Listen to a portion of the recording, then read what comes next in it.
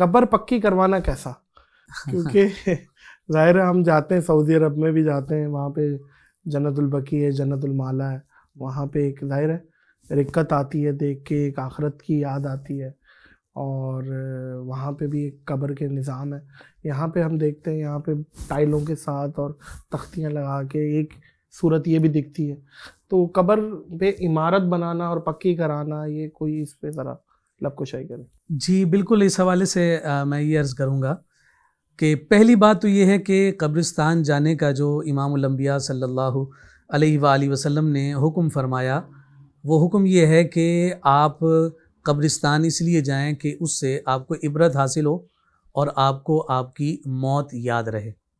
तो कब्रिस्तान जो मुस्तकिल जाने का हुक्म दिया जाता है और बार बार जो जाना है, तो इसी वजह से कि हमें हमारी मौत याद रहे कि आज जो कब्र में मौजूद हैं कल हमें भी यहाँ आना है।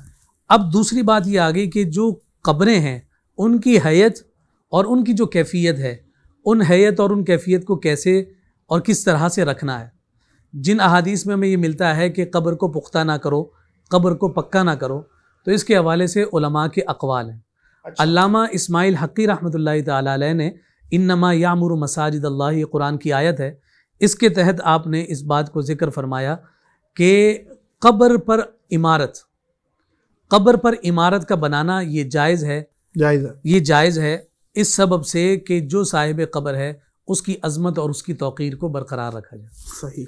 और साथ साथ हमें फतावा इब्न आबिदीन शामी में भी, जिसको आप फतावा शामी भी जिक्र कर रहे होते हैं, उसके अंदर भी इस कुलिया और इसको जिक्र किया गया कि अगर कब्र को पुख्ता करना और मजबूत करना इस नीयत और इस इरादे से हो कि साहिब कब्र की अज़मत, जलालत, उसकी अहमियत और उसकी तक़दीस लोगों के जहनों में कायम रखनी हो, क्योंकि वलीउल्लाह जी, तो उस शनाख्त की बुनियाद पर और उस पहचान की बुनियाद पर अगर पुख्ता की जाती है इस नीयत के साथ, तो इसमें भी कोई हर्ज नहीं है। और हाँ, आम कब्रें, आम तो फिर आम कबूर हैं, उसका तो मामला नहीं। एक बात उसमें भी मद्देनज़र है, जब हम कब्र के पुख्ता और नापुख्ता होने की बात करते हैं तो जो असले कब्र है, यानी जहाँ पर मैयत को दफनाया गया है, जो कब्र का अंदर का हिस्सा है, उसको असले कब्र कहते हैं।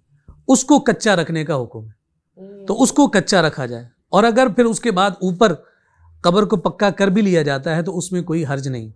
अब ये बात ज़हर नशीन रहे, हमारे जो कब्रिस्तान के हवाल हैं वो हमारे सामने हैं। यहाँ बारिश हो जाती है तो बारिश होने के बाद जैसे कब्रें खुलती हैं और साहिबाने कब्र की जिस तरह से और उन मैयतों की बेहुरमती होती है, तो उसके लिए फिर ये रुख्सत और इजाज़त दी जाती है कि जो साइड्स हैं आपकी, यानी जो खारिज कब्र हैं, वो जो साइड्स हैं उनको एटलीस्ट पुख्ता मजबूत किया जाए, ताकि अगर कोई पानी का जो है ना कोई रेला आता भी है या पानी का फ्लो आता है तो वो कब्र को मसमार ना करे, कब्र को गिराए ना, और कब्र कुशाई ना हो जाए, कब्र कुशाई ना हो जाए। और इसमें एक मसला ये भी है कि अगर कच्ची आप यहाँ पे छोड़ते हैं और आप 2-4 महीने नहीं जाते, तो वो पता चल रहा है कि हमने वालदा दफन की थी तो वहाँ तो खलील साहब को ही दफन हुए हैं। तो ये चीज़ होती है कि भाई ऐसे ही तख्ती भी चेंज हो गई है और वहाँ पे भाई इस तरह की बिल्कुल इस तरह की अगर प्रैक्टिसेस और यकीनन हो रही होती हैं, तो हमारे लिए भी ये नसीहत और इबरत है कि भाई अपने बड़ों की कब्रों पर जाते रहा करो। कहीं वो यही बात ना हो कि वो फ्लोर पर फ्लोर बन रहे हो, फ्लोर पे फ्लोर। वो 2-3 दिन पहले ही हमारे एक दोस्त जिक्र कर रहे थे कि एक पुराना कब्रिस्तान है कराची का ही, कि हमारी वहाँ परदादी मदफून थी, तो 4 महीने पहले तक जो है ना वो परदादी की कब्र मौजूद थी। तो कह रहे पिछले महीने हम गए हैं वहाँ, तो उसके ऊपर जो है वो एक और कब्र बनी हुई है। तो हमने गोरकन से पूछा कि भाई यहाँ तो हमारी परदादी थी, तो अब कहाँ गई? तो कह रहे हैं कि वो जो परदादी थी ना, उसकी कब्र को हमने खोला तो माशाल्लाह उसका जिस्म सलामत था, तो हमने ना पक्की उसके ऊपर वो डाल के फ्लोर बना दिया, ऊपर किसी और को दफन कर दिया। तुम ऐसा किया करो, आकर ना इधर ही जो है फातिहा पढ़ लिया करो, फर्स्ट फ्लोर पर तुम्हारी परदादी ही है। तो ये कैफियत भी हो जाया करती है पाकिस्तान में। हाँ, लेकिन ये है कि साइडों को हमें मजबूत कर लेना चाहिए। और कब्र का स्टाइल जो शरीयत में हमें पता चलता है वो लाहद स्टाइल वो है जी, महबूब उसे करार दिया गया। हाँ, कि सऊदी अरब में भी वो यानी स्ट्रेट उसकी खुदाई के बाद आपकी जो है वो दाएं जानिब उसको आप हिस्सा बनाते हैं और मैयत को वहां डालते हैं। तो वो प्रैक्टिसेस अरब में तो अब भी वहां मौजूद हैं, यहाँ नहीं है, यहाँ पर पंजाब में शायद पंजाब में हो जाती है, जगह जहाँ कुशादा वसी है। अब यहाँ पर तो कब्र पर कब्र बन रही है, लाहद के लिए तो बहुत बड़ी जगह दरकार होती है। तो दुआ क्या करें कि अल्लाह ताला होनी लाहत चाहिए, होनी लाहत चाहिए, पसंदीदा है। और अगर जहाँ पर जगह की किल्लत हो तो कब्र भी जायज़ है।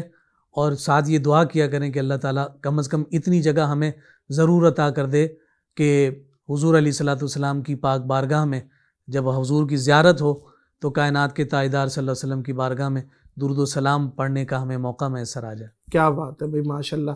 ये भी अल्लामा साहब बता दें इसी पे, क्योंकि कुरानी आयतें भी लिखवाई जाती हैं और बेहुरमती का भी अंसर है वहाँ पे, ज़ाहिर है जानवर भी घूम रहे होते हैं कब्रिस्तान में, क्योंकि चेक एंड बैलेंस तो है नहीं।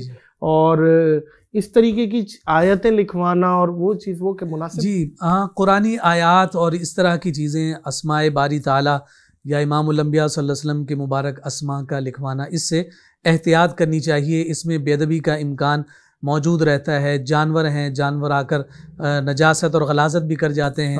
फिर उस तरह से चेक एंड बैलेंस नहीं हो रहा होता तो माज़अल्लाह अगर वो जो है तख्ती गिरती है तो उसकी फिर बेअदबी और बेहुरमती होती है। तो ये हाँ, अगर इतना करना हो आपको कि आपको शनाख्त और पहचान दरकार है तो जो मैयत हैं उसका नाम और उसकी वल्दियत को महज जिक्र कर दिया जाए और इस तरह की आयात वगैरह लिखने से इज्तनाब और एहतियात बरतनी चाहिए।